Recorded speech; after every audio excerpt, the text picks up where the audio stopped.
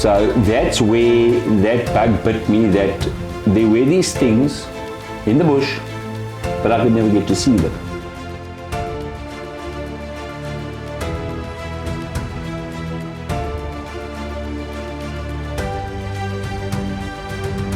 Yes, just behave yourself, don't make us laugh. Okay, Leon, we're sitting here with Leon Duplessis, and as you can see, we are in what I would probably call a shrine of bushbuck horns. So, thank you for taking the time out of your busy schedule to chat to us. And it's a pleasure, Aubrey. We've been trying to pin this time down for quite some time now, so I'm quite pleased we're getting to it.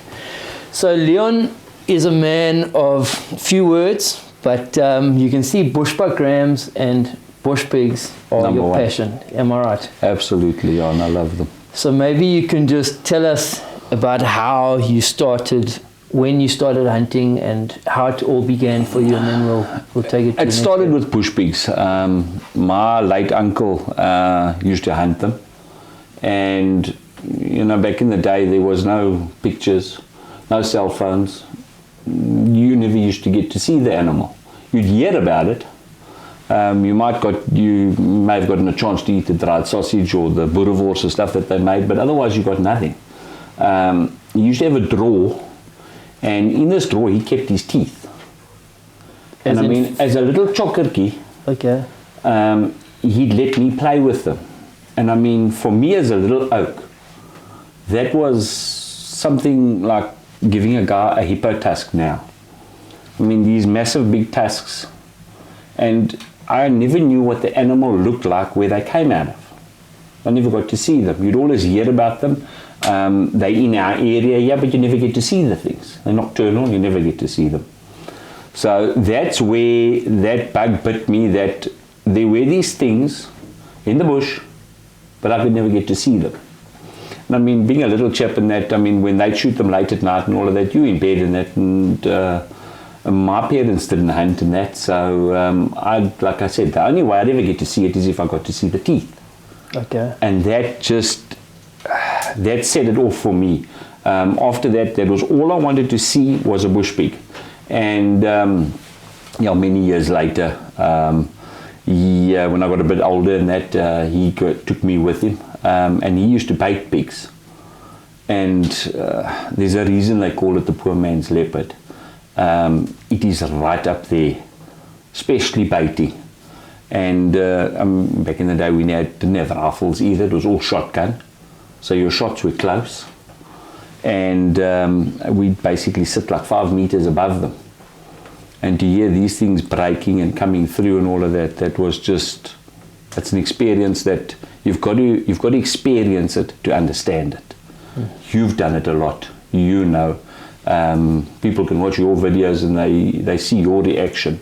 It's not a put on. That is a genuine, it's a privilege to be able to sit and hunt them like that. And that's where it all kicked in. And then obviously in our area, the only thing that we had here originally was bushpigs, bushbuck, duikers. That's what I grew up hunting and that. So from what age, what was your first, when did you shoot your first pig? Put it that way. First pig I shot, I must have been about 17 when I shot my first pig. With a shotgun that my uncle had passed on to me, old double barrel shotgun. Sure. And from then on, feeding them over baits and all of that. And it would be like a once a year thing. We didn't do it all the time. It would be normally December holidays, you'd feed and that. Or now June, July holidays, you'd feed. And then you'd shoot a pig like once a year. So it was a special occasion and all that. I've upped the ante over the years, obviously. Trying to get as many as possible. And then the other thing is becraping them in the maize, going after them in the mealies, crawling after them. That is exciting. When you got a nice big boar sitting at 1.5 meters away from you, and he actually doesn't know that you're there. Listen, there's nothing that gets your adrenaline going like that. Yeah, I do think they kind of two different types of hunting, and one is probably a little bit more, hunting them in the mealies is probably touch more exciting than sitting in a tree, but it's a different type of excitement. It's a different thing. Listen, both are exciting. Pigs and that, I've hunted them always. My least favorite is over dogs. There isn't enough interaction with the pig, I feel. But baiting them or walking in on a bait site, crawling after them in the maze, both those require, you got to watch the wind. And you need a big set of gonads, plain and simple, because he will hurt you if he gets you. Plain and simple. There's no two ways about that one. Well, on that sub, have you had any close encounters with them? That I've had a few. I've done everything from trying to drown one to, I've done it all. The one that sticks out quite a bit was the one that with this very shotgun of my uncle's.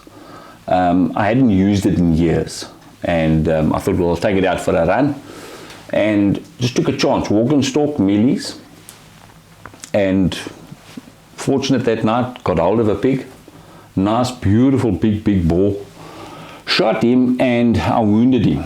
And he broke off into the natural bush and all of that, and I after him. And most of my hunting I do by myself. I very seldom hunt with anybody. So there's no backup or anything like that. So anyway, went after this pig, shot him twice more. And this old gun had a problem. The little lever inside of it that when you open it, cocks it, it broke. Oh hell. And it broke on shot number 5. On that pig? On that pig. Sure. So now I've got a walking stick and a wounded pig. Sure. And this pig had gone down and he'd stopped in the river, and the river was probably about half a meter deep in that. And I could see that he was, on his last legs and that. So I thought, well, I don't even have a flippant pocket knife with me. I've got nothing. I'm going to just dunk him. In the water? In the water. He's standing in the water. Okay. And he's not moving and all that, so put my mag light underneath my arm, sure. Went up to him and I touched his back leg and there was no reaction.